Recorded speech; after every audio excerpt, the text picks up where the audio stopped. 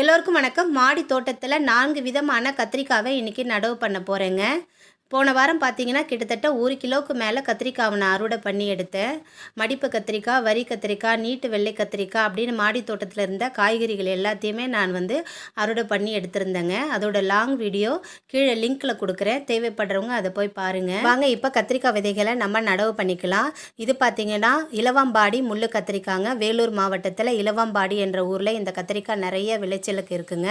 இந்த கத்திரிக்காய்க்கு புவிசார் குறியீடு வழங்கியிருக்காங்க கவர்மெண்ட்டில்.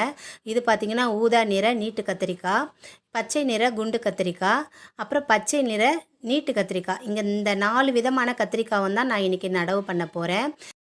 போன தடவை விதை பகிர்வில் இலவம்பாடி முள்ளு கத்திரிக்காய் கொஞ்சம் பேருக்கு கொடுத்துருந்தேங்க. அந்த விதைகள் போட்டு யாருக்காவது செடி வந்திருந்தா எனக்கு கமெண்ட்டில் சொல்லுங்கள். ஏன்னா அந்த செடி பார்த்திங்கன்னா ஒரு தடவை வந்துருச்சுன்னா கிட்டத்தட்ட 2 வருஷத்துக்கு அந்த செடிகள் நமக்கு காய்கள் கொடுக்கும்.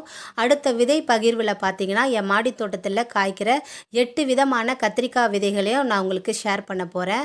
இது வரைக்கும் 4 விதமான கத்திரிக்காய் செடி மேலே வச்சுருக்கேன். இப்போ ஒரு 4 வித கத்திரிக்காவும் நான் நடவு பண்ண போகிறேன். கிட்டத்தட்ட ஒரு 8 விதமான கத்திரிக்காய் செடிகளை வளர்த்து அதோட விதைகளை நான் ஷேர் பண்ண போகிறேங்க. தொடர்ந்து என்னுடைய வீடியோக்குள்ளே பார்த்துக்கிட்டே வாங்க. இந்த விதைகளை சேகரித்து வச்சுட்டு கண்டிப்பாக உங்கள் எல்லாருக்குமே நான் தெரியப்படுத்துகிறேன். நீங்கள் விதைகள் வேணும்னு நினைக்கிறவங்க இந்த வீடியோக்கு கீழே எனக்கு கமெண்ட் பண்ணுங்கள். கமெண்ட் பண்ணுற எல்லாருக்குமே கண்டிப்பாக என்னுடைய விதைகளை நான் ஷேர் பண்ணுறேன். நேற்று முழுக்க மழைங்க. இன்றைக்கி பார்த்திங்கன்னா ரெயின் லில்லி ரொம்ப அழகாக பூத்துருக்கு. 2 மொட்டும் வச்சுருக்கு. மாடியில் கொஞ்சமாக கீரை இருந்ததுங்க. அந்த கீரையெல்லாம் பறிச்சுக்கிட்டேன்.